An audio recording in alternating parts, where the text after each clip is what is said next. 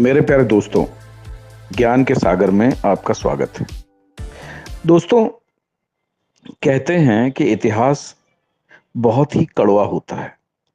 इतिहास में कुछ बातें ऐसी दर्ज होती हैं कि जब वो हमारी आंखों के सामने आती हैं तो हमें बड़ा दुख दे के जाती हैं, दर्द दे के जाती हैं और ऐसा लगता है कि ये बात हमने जानी तो क्यों जानी। आज जो लोग बड़ी बड़ी बातें करते हैं, जब उनका इतिहास निकल कर सामने आता है तो पता चलता है कि वो सचमुच में कितने बड़े कायर थे। और आज चूंकि देश लोकतांत्रिक है, वोट बैंक का बहुत बड़ा महत्व है, उसके चलते कुछ लोगों को हमने जबरदस्ती महान बना दिया है और उनको महानता की श्रेणी में शामिल कर लिया है। लेकिन इतिहास ऐसे लोगों को समय पर नंगा जरूर कर देता है। तो चलिए आपको इतिहास के एक कटु सत्य को सुनाते हैं। उससे सुनकर आपको पता चलेगा कि हम किस प्रकार के इतिहास में रह रहे हैं। सन था 1757। तुर्क लुटेरा अहमद शाह अब्दाली लूटपाट करते हुए पंजाब में घुसता है। आम बाजारों को लूटा, सामान्य जन का उसने सामूहिक कत्लेआम किया, स्त्रियों को बच्चों को गुलाम बनाया। 5 साल से ऊपर और 60 साल से नीचे सभी मर्दों को उसने कत्ल करवा दिया और उनके सिरों का उसने जो है पहाड़ बनवाया। लेकिन इसके साथ साथ उसने एक काम और किया। जी हां, एक काम और किया, और वो काम क्या था? अमृतसर स्थित स्वर्ण मंदिर को उसने अपवित्र कर दिया। अपवित्र कैसे किया? स्वर्ण मंदिर का जो तालाब है, सरोवर है, उसमें गायें काट काट कर उसने डाल दी और मंदिर पर अब्दुल शाह अब्दाली का कब्जा हो गया। आप समझिए, कब्जा हो गया, गायें काट दी, सारा मंदिर खराब कर दिया, और जब वो लौटा लूटपाट करके तो उसने अपने बेटे को पंजाब का सूबेदार बना दिया। खैर, अब आती है बात तथाकथित महान सिख साम्राज्य के पास।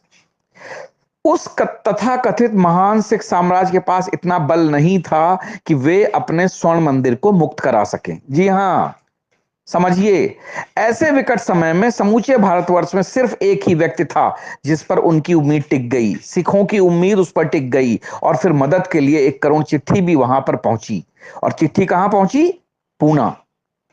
उस समय के पुणे में मराठा साम्राज्य के तात्कालिक पेशवा बाजीराव पेशवा के पास।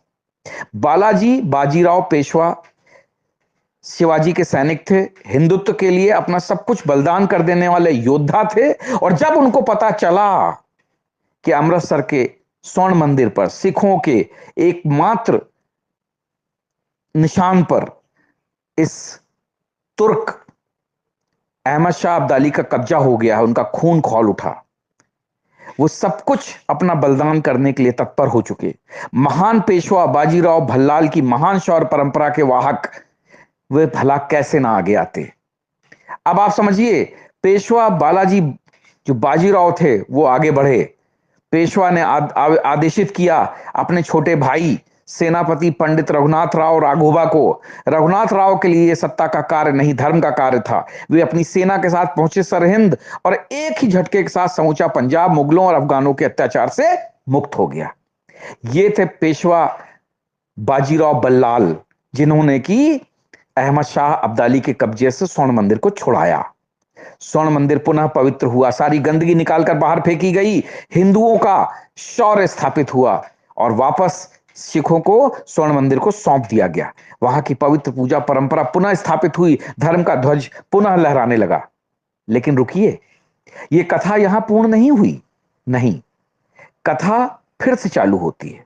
सन 1761 में अहमद शाह अब्दाली पुनः वापस लौटा। पानीपत के मैदान में वही राघोबा भारत का ध्वज लिए अब्दाली का सामना करने के लिए खड़े थे। देश की अधिकांश हिंदू रियासतें अपनी सेना लेकर उनके साथ खड़ी थीं। लेकिन सिख, जिन सिखों का स्वर्ण मंदिर उन्होंने छुड़ाया था, वो कायर सिख वहां पर नहीं थे। वे नहीं आए। यहां तक कि राघोबा की सेना के भोजन के लिए जो अन्न देने तक से उन सिखों ने मना कर दिया। इतने डरे हुए थे वो अहमद शाह अब्दाली से। समझिए, जो आज बहुत बड़ी बड़ी बातें कर रहे हैं उनका इतिहास जानिए। युद्ध में मराठों की पराजय हुई, क्योंकि उनके पास खाने तक को अन्न नहीं था। सदाशिव राव, विश्वास राव और असंख्य मराठा सरदारों को वीरगति प्राप्त हुई। उधर पुत्र और भाई की मृत्यु से टूट गए पेशवा बालाजी बल्लाल राव की भी मृत्यु हो गई। कहते हैं तब समूचे महाराष्ट्र में एक भी घर ऐसा नहीं था जिसके एक दो सदस्य वीरगति न प्राप्त किए हों इस युद्ध में। अब्दाली की सेना में भी केवल एक चौथाई सैनिक बचे थे। लेकिन फिर क्या हुआ समझिए। पानीपत का युद्ध जीतने के बाद अपनी बची कुची सेना और हजारों भारतीय स्त्रियों बच्चों को गुलाम बनाकर अहमद शाह अब्दाली वहां से लौटता है और उसी पंजाब के रास्ते से गया जिस पंजाब को आज सिख अपना बताते हैं।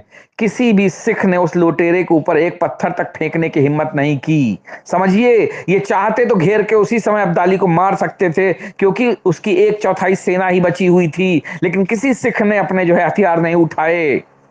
वापस पहुंचकर अब्दाली ने 727 गांवों की जागीरदारी दी जिससे पटियाला राज्य की स्थापना हुई। समझिए, जो ये पटियाला के जो महान राजा हैं आज, ये कौन थे? ये इनको अब्दुल शाह अब्दाली ने 727 गांवों की भीख दी थी जिसको ये जागीरदारी कहते हैं। पर क्या अब्दाली रुका? नहीं, वह 2 साल बाद वापस लौटा और सबसे पहले उसने बारूद से स्वर्ण मंदिर को उड़ा दिया। जी हां, ये स्वर्ण मंदिर फिर दोबारा बनाया गया।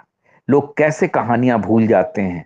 किताबें भरी पड़ी हैं, विकिपीडिया पर इतना सब कुछ लिखा हुआ है कि आंखें खुल जाए, लेकिन पढ़ना कोई नहीं चाहता है। सब कहानियां सुना रहे हैं, खालिस्तान की कहानियां सुना रहे हैं, खालसा की कहानियां सुना रहे हैं, और आज गरीब मजलूबों को काट कर मार कर स्वर्ण मंदिर के अंदर उनको अत्याचार करके अपने आप को बहुत बड़ा महान समझ रहे हैं। लेकिन इतिहास किसी को नहीं बख्शता, ये इतिहास की सच्चाई है।